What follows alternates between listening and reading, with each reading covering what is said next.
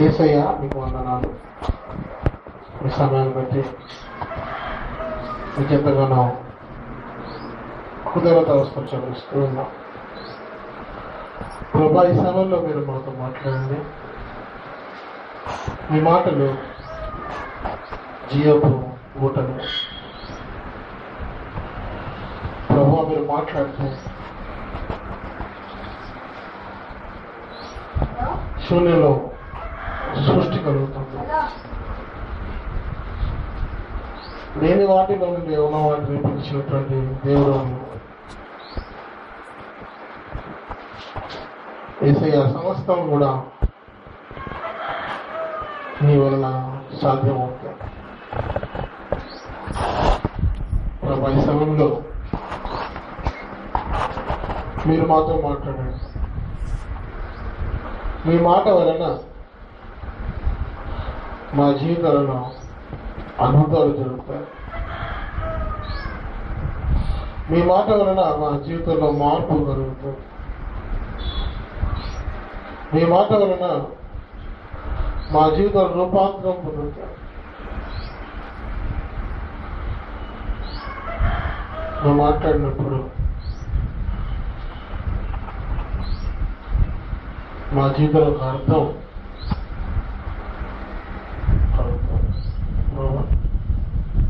ఈ సమయంలో మీరు మాత్రం మాట్లాడారు. మీ మాట కొరకు మీ పిల్లలు ఎదురు చూస్తూ మీ మాటలు వినాలని మీరు వచ్చారు. మీ చేతి తాకబడాలని మీరు వచ్చారు. మీరు మేలు పొందాలని మీరు వచ్చారు. వీరి బాధ్యత మీదే. అనేక మంది రాలేదు. అయితే ప్రభా, ఎవరైతే వచ్చారో వారిని తృప్తిని సంతృప్తిని కలిగించాం. వారిని దీవించండి, వారిని ఆశీర్వదించండి. ఆమేన్.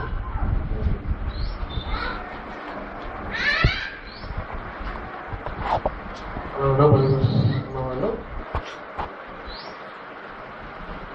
ఆదికాండము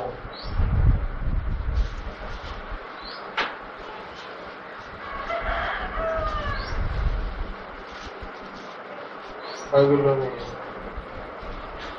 మొదటి పుస్తకం ఆదికాండము మొదటి అధ్యాయం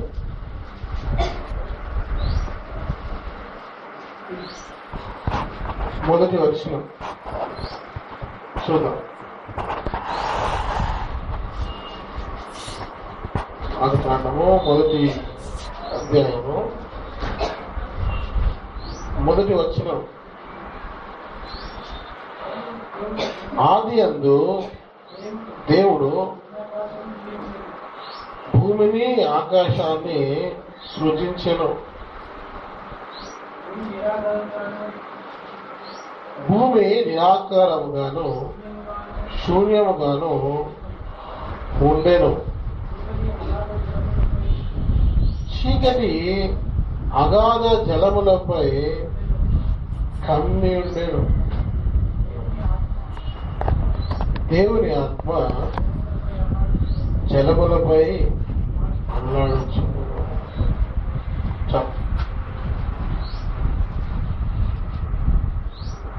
జాగ్రత్త. ఈ మాటలు ఒక 5 నిమిషాలు జాగ్రత్తగా ఏమో మాటలు మీరు వినండి. దేవుని వాక్యం ఏం చెప్తుందంటే, ఆదిలో దేవుడు భూమిని ఆకాశాన్ని సృష్టించాడు. ఏం చేశాడు దేవుడు? దేవుడైనవాడు భూమి అంటే తెలుసు కదా, ఏది భూమి ఏది చెప్పండి. ఏది భూమి ఏది? చిన్నది. మీరు భూమి మీద కూర్చున్నారా? ఎక్కడ కూర్చున్నారు? భూమి మీద కూర్చున్నారా? భూమి మీద కూర్చోలే. భూమి మీద ఇల్లు ఉంది, ఈ బిల్డింగ్ ఉంది. అది దేవుడట భూమిని ఆకాశాన్ని. ఆకాశంలో ఉంది ఏడా? ఇక్కడ దీని తర్వాత అంటే అక్కడ ఇక్కడ అక్కడ మధ్యలో కూర్చున్నామంటే కూడా అటు ఆకాశం అంటలేదు, అటు భూమి అంటలేదు, అటు ఇటు కాకుండా మధ్యలో వేలాడుతున్నట్టు దీనికి సంబంధం కూడా. చాలా పరిస్థితి అట్లా ఉంటుంది, అటుగారు ఇటుగారు మధ్యలో వేలాడుతాం. ప్రస్తుతం మన పరిస్థితి అంతే. సరే పక్కన పెడితే బైబిల్ ఏం చెప్తుందంటే దేవుడు అంట ప్రారంభంలో ఆది అంటే దానికి టైం లేదు. ఆది అంటే మామూలుగా పిల్లలకి కథ చెప్పేటప్పుడు అనగనగా అంటారు. పిల్లలకి కథ చెప్పేటప్పుడు ఏమని స్టార్ట్ చేస్తారు? మైక్ అవసరమా?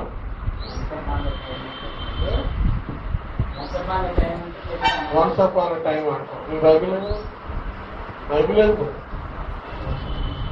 బైబిల్ లేదా? మర్చిపోయాం. ఎందుకు ఎప్పుడు తాళం పట్టు. సరే, పిల్లలకి కథ చెప్పినప్పుడు అనగనగా అంటారు. అనగనగా అంటే ఏంటి? అనగనగా అంటే అర్థం లేదు. కానీ ఆది అంటే అది అంతము లేని ప్రారంభము లేని కాలం. చెప్పండి ఏంటి ఆది అంటే ఏంటి? ప్రారంభము కానీ అంతము లేనటువంటి ఒక కాలము. అది ఎప్పుడు ప్రారంభము అని చెప్పలేము, దానికి ప్రారంభము చెప్పలేము. ఆది అనే దానికి ప్రారంభము లేదు, ఉన్నగానే మనకు తెలియదు. ఈ ఆది అంటే దాన్ని మనము ఇంగ్లీష్ లో బిగినింగ్ అని ఉంటుంది. బిగినింగ్ కి ముందు బిగినింగే, బిగినింగ్ కి ముందు బిగినింగే. ఇంకెంత ముందు పోయినది బిగినింగే. ఆదికి ముందు ఆది, ఆదికి ముందు ఆది.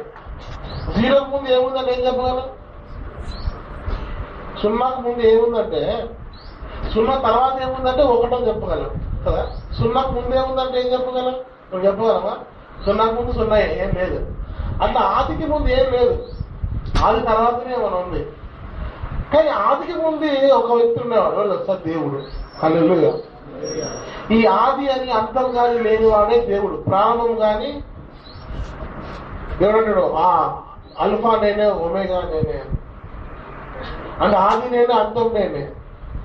నాకు ముందు ఏది లేదు, నాకు తర్వాత ఏది లేదు. అదే దేవుడు. ఎవరు దేవుడు?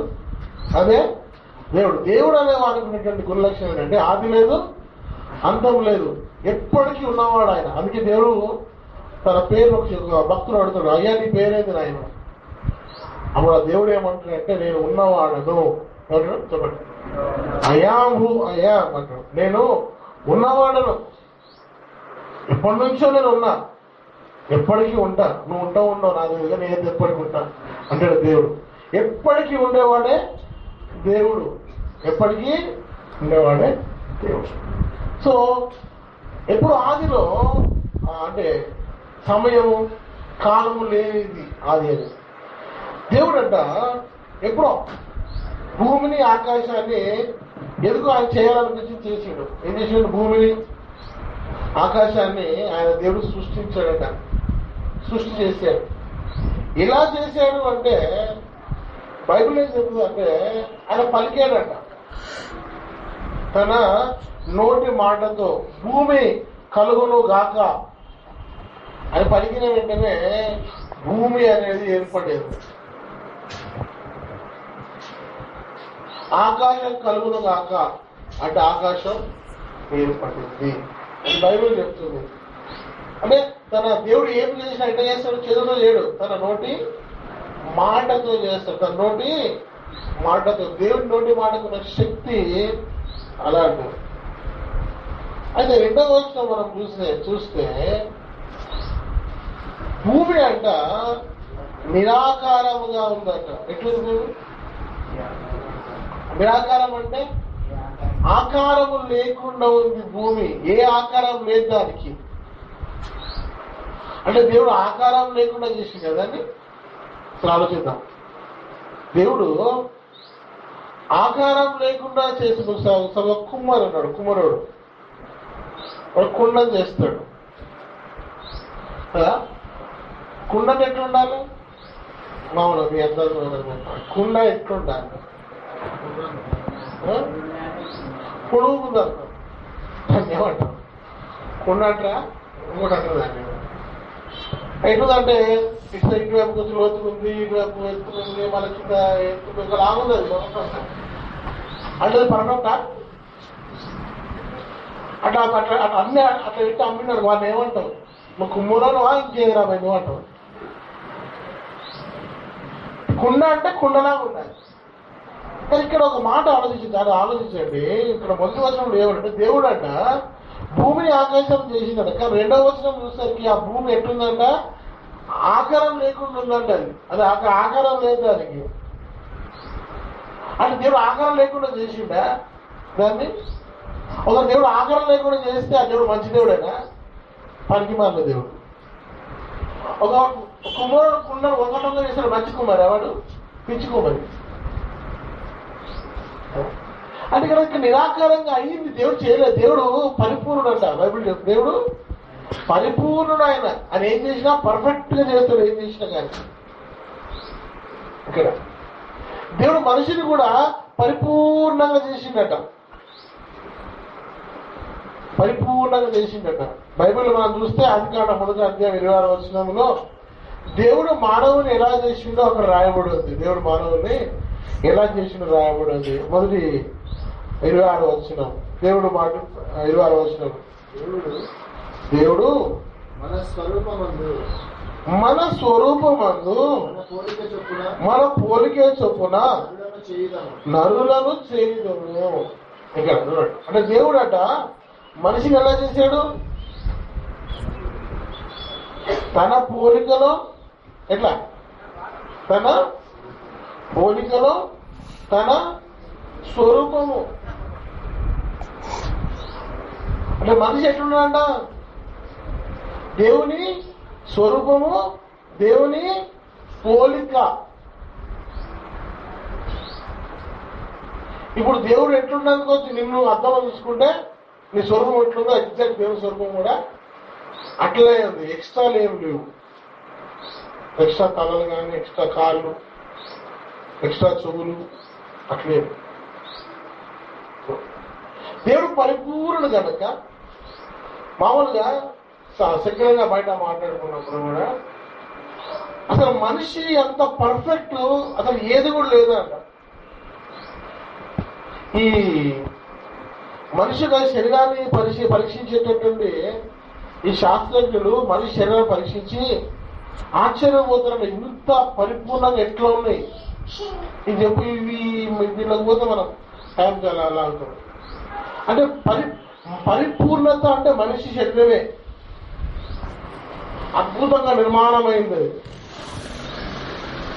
ఎంత అద్భుతంగా నిర్మాణమైంది. ఇంత మనిషి కన్నా పరిపూర్ణమైనది సృష్టిలో ఏది కూడా లేదు. ఎందుకంటే మనిషి ఎవరిలాగా ఉన్నాడు అంటే దేవుని లాగా ఉన్నాడు. బైబిల్ చెప్తుంది దేవుడు పరిపూర్ణుడు. God is perfect.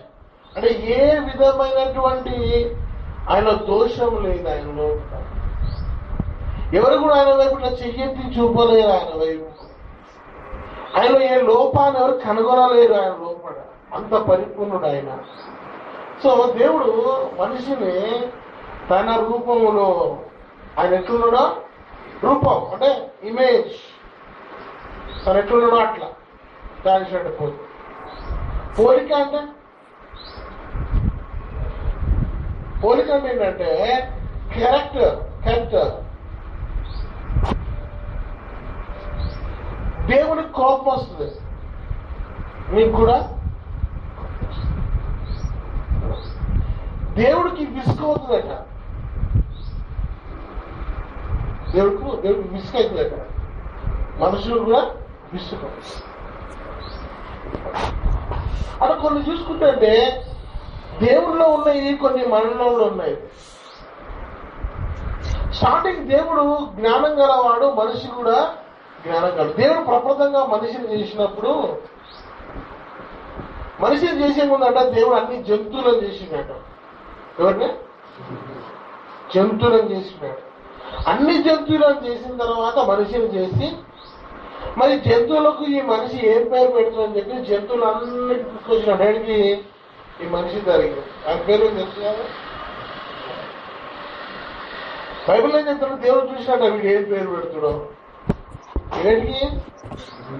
లోకములో దేవుడు సృష్టించినటువంటి ప్రతి జంతువుకి పేరు ఎవరు పెట్టారు? దేవుడు పెట్టలా.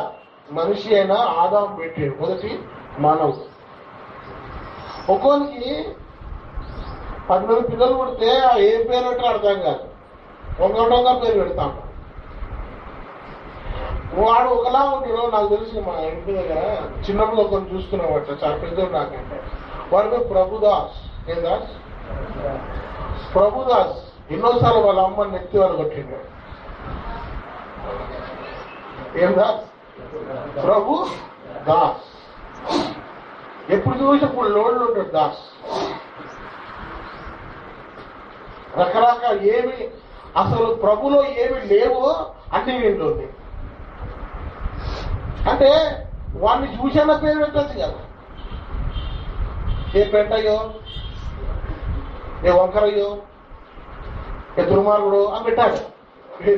ప్రభు దాకా పెట్టాడు ఇంట్లో. ఎందుకు పెట్టినట్లంటే జ్ఞానం లేక. కానీ ఆదాం మాత్రము జంతువులకు వాటి స్వభావం తగ్గట్టు, వాటి రూపము తగ్గట్టు వాడికి పేర్లు పెట్టిండు. ఇంకా పెడతా ఏనుగు ఒక పేరు పెట్టండి. మీరు చూస్తా, ఏనుగుకు ఒక పేరు పెట్టండి, ఇంకో పేరు పెట్టండి. దాని ఎత్తుకు దాని స్వభావం తగ్గట్టుగా ఏనుగు అని ఆదాం పేరు పెట్టి నువ్వు ఒక పేరు పెట్టు. చూస్తా మ్యాచ్ కాదు. నువ్వు ఎంత చుట్టూ వీక్కున్నా అది మ్యాచ్ కాదు. ఎందుకంటే ఆ జ్ఞానం నీకు లేదు. ఆ జ్ఞానం ఆదాములో ఉండేది. అంటే ఆ దేవుడు చూసినాడు. అంటే దేవుడు పరిశీలించిన నేను నా కుమారుడు నాలాగా వీళ్ళు చేసిన, నేను నా స్వరూపంలో, నా జ్ఞానం వీళ్ళు ఉంది, నా బుద్ధి వీళ్ళు ఉంది, నా క్యారెక్టర్ అంతా నా కొడుకు వీళ్ళు ఉంది. సో నేను పెట్టగలను పేరు, సో వీడు పెట్టగలడు అని చెప్పి చేతులన్నీ తీసుకొచ్చి ముందులు పెడితే ఈజీగా ఇది పులి, ఇది నక్క, ఇది కుక్క అని పెట్టాడు. ఏది? సృష్టిలోని ప్రతి జంతువుకి ఆ జ్ఞానం ఎవరిది? ఎందుకు? దేవుడు తన స్వరూపంలోను తన పోలికలో చేశాడు. మరి ఆదాము పెట్టింది కదా. బైబిల్ చెప్తుంది ప్రపంచంలో ప్రతి మానవుడు కూడా ఆ మొదటి దంపతుల నుండి, ఆదాము అవ్వల నుండి వచ్చేదండి. మరి ఆయనకున్న జ్ఞానం మనకెందుకులే?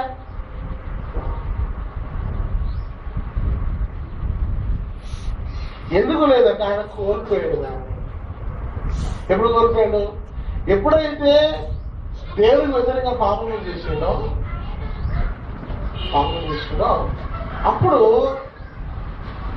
ఆ స్వరూపం ఉండేది కానీ ఆ పోలిక కోల్పోయాడు. లోపలి ఏం కోల్పోయాడు?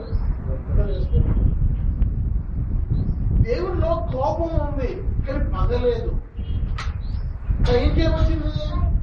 కోపము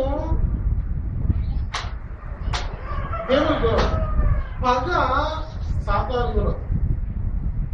బైబిల్ ఏమంటే కోపపడండి కానీ పాపము చేయొద్దు. అంటే కోపము స్టోర్ అయితే ఏది మారుతుంది? పాపంగా మారుతుంది. పొయ్యి మీద అన్నం ఎక్కువసేపు అయితే ఏమవుతుంది? మెత్తగా మారుతుంది. అట్లే అంటే ఏమైందంటే ఎప్పుడైతే వీడు నేను ఏం చెప్పొచ్చు, దేవుడు భూమిని పరిపూర్ణంగా చేసినాడు, ఆకాశాన్ని పరిపూర్ణంగా చేసినాడు. కానీ ఏదో విధంగా ఏమైతే భూమి ఆకారం లేకుండా నిరాకారంగా శూన్యంగా పనికి రాకుండా అయిపోయిందట. భూమి ఎట్లయితే చూసిందా? భూమిని నిరాకారంగా అంటే ఆకారం లేకుండా శూన్యం ఏం లేదు, శూన్యంగా ఉన్నది. భూమి ఎట్లయిపోయింది? ఆకారం లేకుండా శూన్యంగా అయిపోయింది. మనం దేవుడికి చేసేదాన్ని చేయలేదు, దాన్ని పరిపూర్ణంగా చేసాడు. ఏదో విధంగా అది ఏమైపోయింది? ఆకారం లేకుండా నిరాకారంగా, మరి పనికి రాకుండా, దేనికి పనికి రాకుండా, ఆకారం లేకుండా శూన్యంగా వ్యర్థంగా. సో దేవుడు మనిషిని కూడా తన రూపములో తన స్వరూపములో మంచి తయారు చేసుకున్నాడు. తన రూపాన్ని ఇచ్చి, తన జ్ఞానాన్ని ఇచ్చి, అన్నిచ్చి పరిపూర్ణ తయారు చేసుకునే వాడు దేవుడికి వ్యతిరేకంగా పాపము చేసి దేవుడికి దూరమై నిరాకారంగా శూన్యంగా మారిపోయాడు. దాని తర్వాత వారి జీవితం దుర్లభం అయిపోయింది, వ్యర్థమైపోయింది. తర్వాత దేవునితో ఉన్నప్పుడు దేవుని మహిమతో ఉన్నవాడు ఎప్పుడైతే దేవుని మహిమ కోల్పోయాడో వారికి తన కప్పుకోవడానికి ఆకులు కావాల్సి వచ్చింది. అప్పటిదాకా దేవుని మహిమ వారి మీద ఉండేది, వస్త్రాలు అవసరం ఉండేదిగా దేవుని మహిమ వారి మీద ఉండేది. ఎప్పుడు దేవుని వ్యతిరేకంగా చేసేవాడు దేవుని మహిమ ఆయన వదిలిపెట్టి వెళ్ళిపోయేది ఆకులు అరమలు, అంటే ప్రకృతిని ఆధారం చేసుకున్నాడు. అంతకుముందు దేవుని ఆధారం చేసుకున్నవాడు, సృష్టికర్తను ఆధారం చేసుకున్నవాడు సృష్టికర్త దూరం అయితే సృష్టిని ఆధారం చేసుకోవడం ప్రారంభించాడు. దేవుడు సృష్టిని ఎవరితో చేసినాడు? ఆదాము కోసం చేసిండు. అరే ఆదాము, ఈ సృష్టి నీ కొరకు నేను చేస్తున్నాను, నువ్వు అనుభవించు అని దేవుడు ఆదాము చేస్తే దేవుడికి వ్యతిరేకంగా తప్పు చేసి సృష్టి మీద ఆధారపడడం ప్రారంభమైంది. సృష్టిని ఆధారం చేసుకున్నాడు. అప్పటిదాకా దేవుని మహిమ అతని మీద ఉండేది, ఎవరి మీద? ఆదాము మీద. వస్త్రాలు అవసరం లేదా? ఎప్పుడైతే పాపం చేయడం మహిమ తెలిసి వెళ్ళిపోయినాయి, పెట్టిన దిగంబరం తెలిసిపోయాడు, పోయిండు చెట్టు ఆకలి తీసుకుని కలుస్తాడు.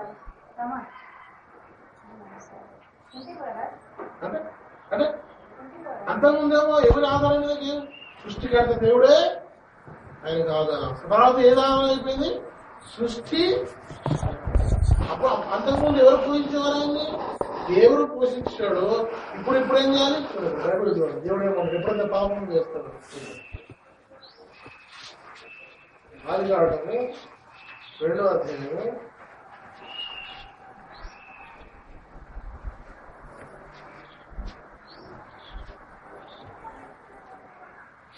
3వ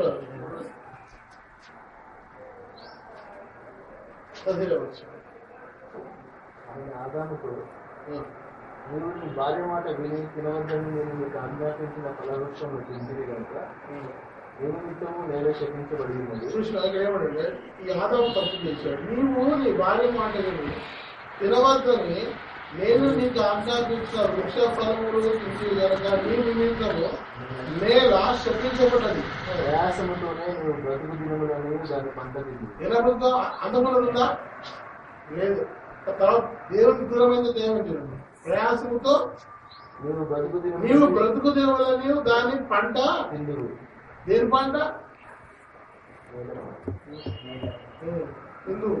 అది ముళ్ళ తుప్పలను గచ్చ పొదలను నీకు మొరిపించును. పొలములోని పంట తిందు. నీవు నేలకు తిరిగి చేరు వరకు నీ ముఖము చెమట కార్చి ఆహారం తిందువు. అంతమంది లేదు, అంతమంది పరిస్థితి లేదు, తినడానికి కష్టపడాల్సిన అవసరం లేదు. అంతకుముందు ఈ కాలంలో చాలా మంది నేను చూస్తా ఉంటే ఒక పూట తినడానికి ఎంతో కష్టమైపోతుంది. చాలా మంది పరిస్థితి ఎవరి పరిస్థితి గిర పరిస్థితి. అంతకుముందు దేవుడితో ఉన్నప్పుడు ఆహ్లాదకరంగా దేవుడే ఆహారం ఇచ్చాడు. అటంటే సోమరి ఒక పని వెతికినాడు. ఒక పని నేను ఏ ఉద్యానవనములో ఏది గార్డెన్ మీరు పెట్టుకున్నాడో దాన్ని సైతపరిచిన ఒక పని చేయి, కానీ నీకు ఆహారం ఉంది, నీకు ఇల్లు అన్నీ. ఎప్పుడైతే దేవునికి దూరం అయిపోయాడో కష్టం తీసిన జీవితం మీదకి ఏమొచ్చింది? కష్టం తీసిన జీవితం మీద దేవుడు నువ్వు నేలగా నీ చెమట కాచి ఆహారం సంపాదించిన నువ్వు కష్టపడి నీ పంటని లేకపోతే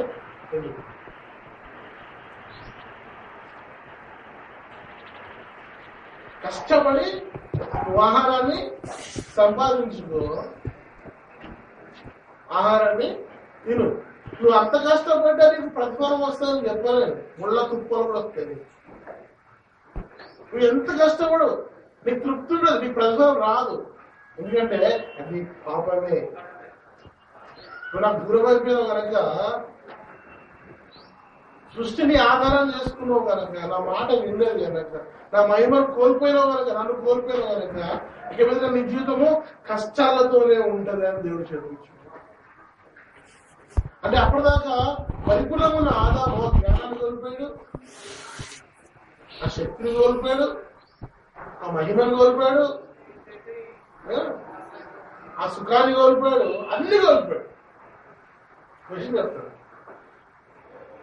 మనిషి జీవితంలో కష్టం ఎప్పుడు వస్తుంది?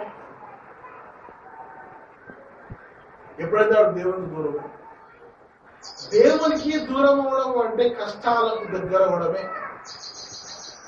అటువలతో ఆనందంగా సంతోషంగా ఉండేవాడు. ఎప్పుడైతే ఆ దేవుడు దగ్గర తప్పు చేసి దేవుడు బయటికి వెళ్ళగొట్టిండు అని వంచిత నిరాకారంగా, శూన్యంగా, పనికి రాకుండా మారిపోయింది.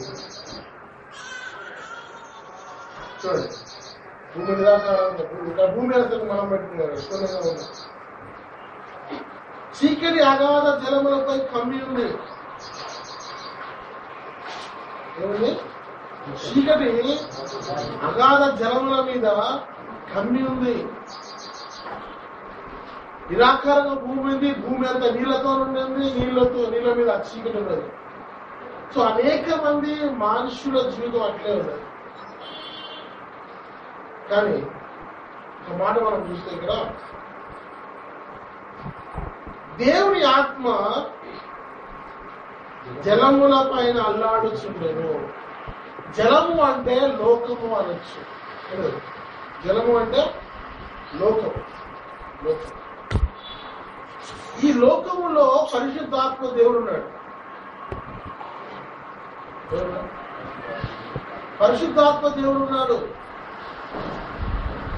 అప్పుడు ఆ జలముల మీద చీకటి నిరాకారంగా మార్చబడిన భూమి మీద, ఆకారము లేదు, శూన్యం లేదు భూమి మీద, ఆ భూమి అంతా నీటితో కప్పబడ్డది.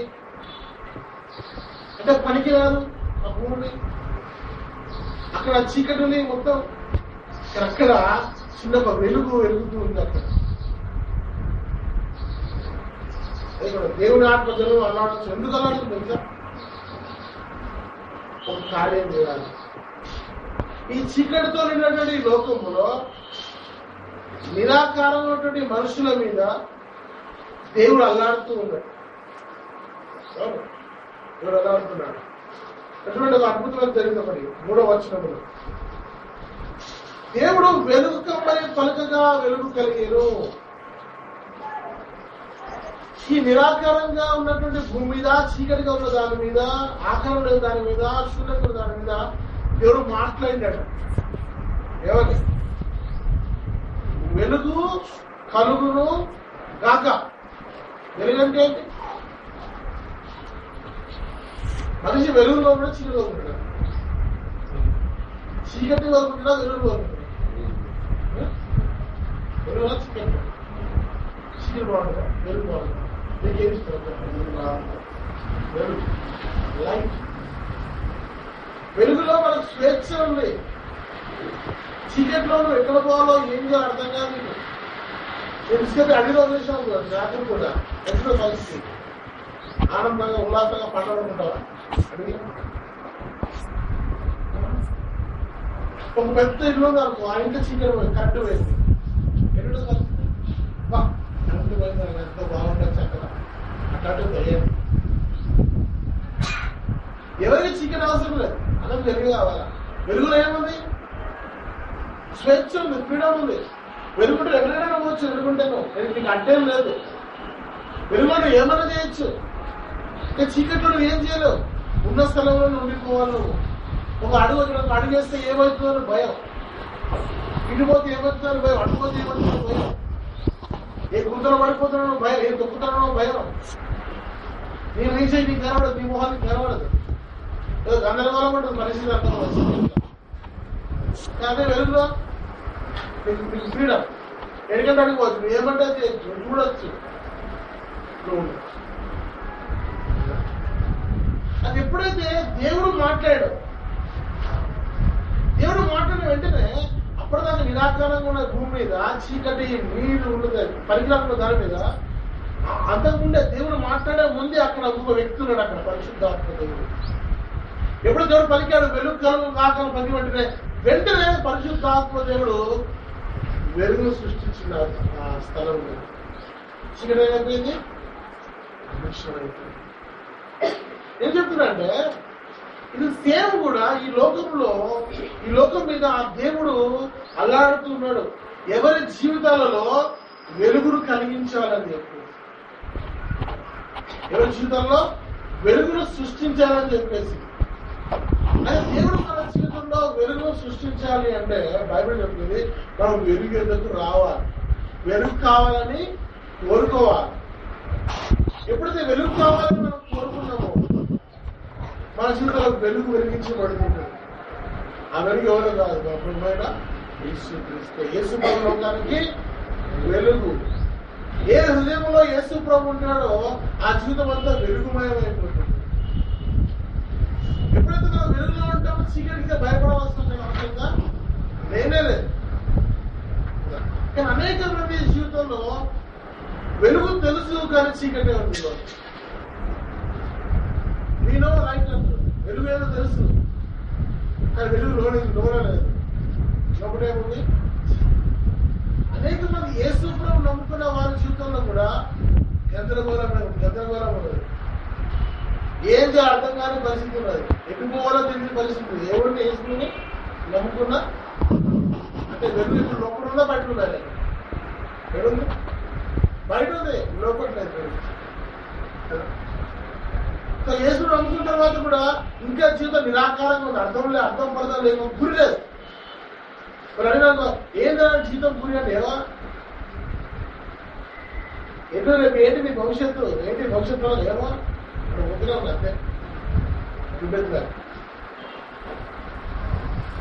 కళ్ళు సెట్ అవుతుంది, వదిలే ఉంటుంది. ఏంటి వదిలే ఏమో. అనేక మంది జీవితాలు గురి లేదు. ఉదయం లేవాలి, మూడు కడుపు నింపుకోవాలి, పడుకోవాలి. మా కడుపు నింపుకోవడానికి డబ్బులు సంపాదించిన ప్రయత్నాలు చేసుకోవాలి. ఇదే ప్రపంచంలో ప్రతి మనిషి స్థితి అంతే. పొద్దున ఎందుకు లేచిన రాత్రి పడుకోవడానికి అనుకుంటుంది. అందుకు గురి లేదు. ఏమున్నాయి లేకనా 3 పూట్ల కడుపు తిండి కావాలి, కంటికి నిద్ర కావాలి. ఈ తప్ప మాకు ఇంకా ఏమి లేదు అనే జీవించే జీవితాలు 199 మంది ఉన్నదంటే కూడా 99 కాదు, 100 చెప్పుకోవచ్చు. అంటే మనిషి మరి ఒక జంతువు ఉంది అనుకో, ఆ జంతువు సంగతి అంతే.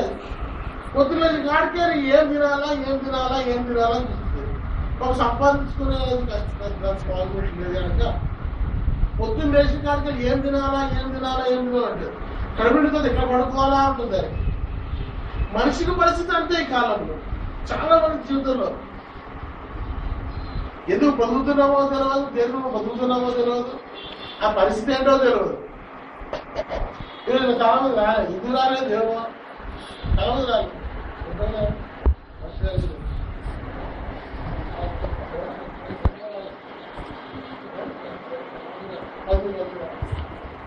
ఎందుకంటే ఏం చెప్తారు, ఏదో తిండి కావాలా, పాపిష్టి పొట్టలు నింపుకోవాలి, పనులకు పోవాలి.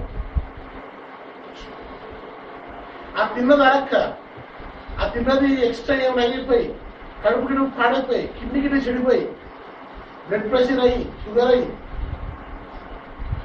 కళ్ళు నీళ్ళు లొట్టపోయిన తర్వాత గుడ్డు కూడా వేసుకోలేదు. ఏసయ్యా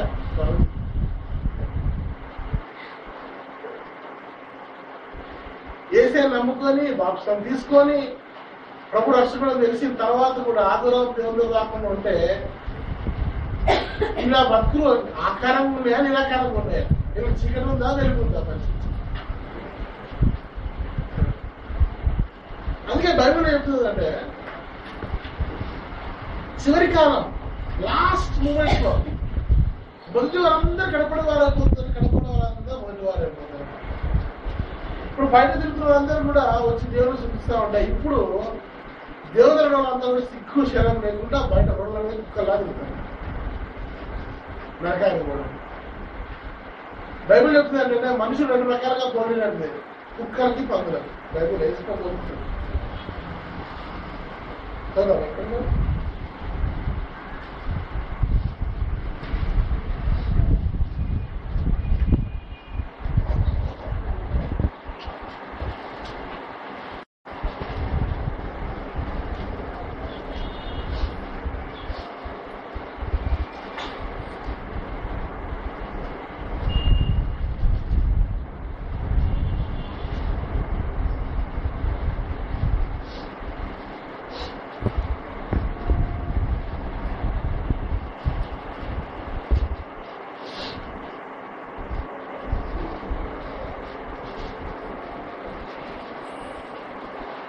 వేసినలా అవి ఒకవేళ వాటి చావుతో దొరికి నీ మీద పడి మిమ్మల్ని చీల్చి వేయలేదు. అంటే ఎవరు కుక్కలు పందులంటే ఎవరు? నేను కుక్కలని కాదు, కుక్కలు గుణం. చెప్పండి ఏం జంతువు లేదు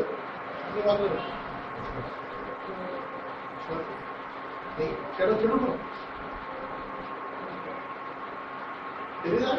కుక్కలు ఇష్టం తెలియదా? ఇంకా చెడుకున్నాం చెడ్డది ఏ జంతువు చేయదు కదా.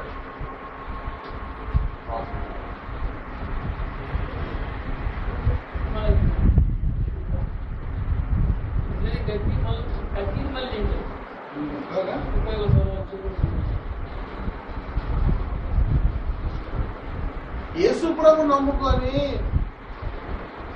పాపాలను వదిలేసిన తర్వాత మళ్ళీ తిరిగి పాపం చేస్తాను ఎవడు కదా. కుక్కలు ఎవడు పందట పంది బుద్ధి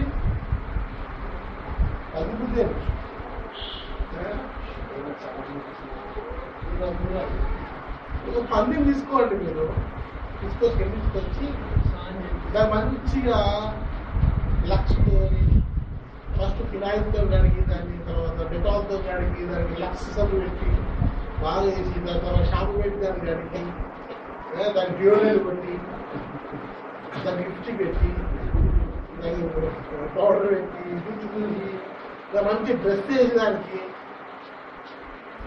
సెట్టే డ్రెస్ వేసి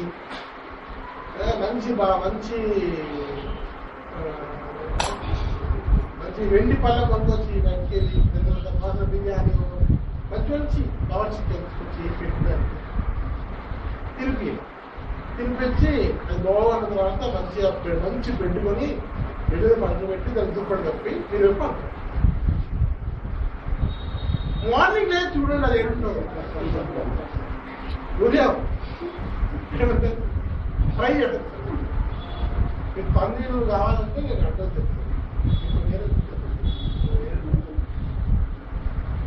ఏమైతుంది ఒక ఆలోచన మామూలుగా నెక్స్ట్ మార్నింగ్ ఏమైతుంది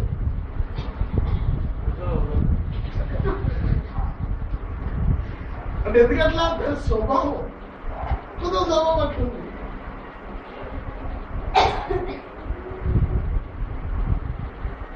యేసుప్రభు ఈ లోకంలో పిలిచి రక్తంలో కడిగి శుద్ధికి పవిత్రపరిచిన తర్వాత బిడ్డలారా నా బిడ్డలుగా మీరు జీవించండి అని ఆయన ప్రభు పిలిస్తే ప్రభుత్వం విడిచిపెట్టిపోయి ఈ రోజు ఆడవాళ్ళందరినీ ఏమని పిలుచుకుని పుస్తకాలు మనం ఆధారాలు ఆడాలని మీరు ఎప్పుడు ఏమని పిలుచుకున్నా ఏం రాదు 15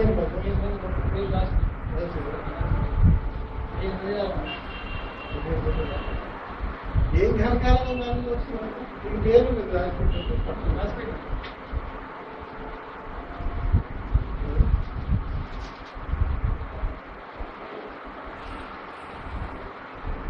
అయిపోయిందిలే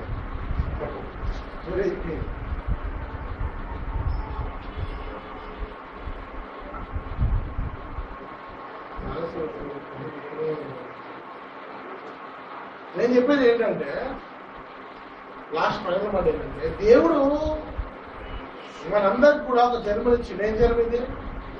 మనిషి జన్మ. మనుషుల్లా బతుకుమన్నాడు, జంతువుల్లా బతకద్దన్నాడు. So try to live like a human being. మనుషుల్లా బతకడానికి దయచేసి ప్రయత్నం చేయండి. Don't imitate pigs and dogs. అంటే పందుల్లాగా కుక్కల్లా బ్రతికే ప్రయత్నాలు చేయకుండా మనిషిలాగా, మనిషి అంటే తిని తొమ్ముండడం మనిషి పని కాదు. తినడం పడుకోవడం. కాకపోతే ఏంటంటే తను సృష్టించిన దేవుని గురించి కూడా ఆలోచించడము, ఆ దేవుని సేవించడం కూడా ఒక మనిషి పని. ఒక చిన్న జోక్ చెప్తున్నాను ఏంటంటే, ఒకసారి ఒక ఫ్యామిలీ కూర్చొని తింటున్నట్ట డైనింగ్ టేబుల్ మీద. తింటున్నప్పుడు ఒక చిన్న పిల్లోడు వాళ్ళ కుక్కర్ కూడా తీసుకొచ్చి పెట్టి దానికి ప్లేట్ పెట్టి దాని కూడా తింటుందట. కూర్చో డాడీ మమ్మీ అందరూ తింటున్నారట. తినేసిన తర్వాత తినడం స్టార్ట్ చేసారు. తినే ముందు అందరూ కూడా ప్రార్థన చేసుకున్నారు. ఈ పిల్లలు ప్రార్థన వాళ్ళ డాడీ ప్రేర్ చేసుకోలేదు. అప్పుడు డాడీ నువ్వు డాడీ ఒకటే డాడీ అన్నదంట పిల్లడు. అది ఎట్లా అంటున్నావు అంటే, డాడీ ప్రేర్ చేసుకున్నావు, నువ్వు కూడా ప్రేర్ చేసుకోవాలి డాడీ, కానీ నువ్వు డాడీ ఒకటే అంటే నువ్వు జంతు ఒకటే రా దరిద్రుడా అన్నట్టుకన్నా నువ్వు పనికిమాలోడా అని ఇండైరెక్ట్ అనమాట. సో నేను చెప్పేది ఏంటంటే, మనుషులము అంటే మనము దేవుని స్వరూపంలో ఉన్నాము, దేవుని రూపంలో ఉన్నాము. ఆ దేవుని మనం సేవించాలి. ఆ దేవునికి ఒక సమయాన్ని నిర్ణయించాలి. ఆ సమయం ఆదివారం ఆ దేవునికే మనం కేటాయించాలి. కానీ దేవుడు 6 రోజులు మనకి ఇచ్చాడు. ఒక రోజు తనది అనుకున్నాడు. తన దినాన్ని, ఈ రోజు దేవుని రోజు, ఈ రోజును కూడా దొంగిలించుకొని మనం ఈ రోజు కూడా తిండి కొరకు మనం వేటాడితే మనకు జంతువులకు తినలేదు. రానోళ్ళకి ఈ మాట చెప్పండి, నా మాట కాదు.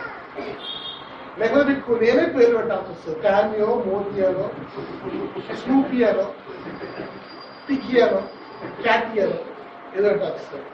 కనుక ఆ పేర్లు పెట్టండి, దయచేసి పెట్టించుకోకండి. ఓకేనా? అప్లికేషన్ పెట్టండి. అయితే నేను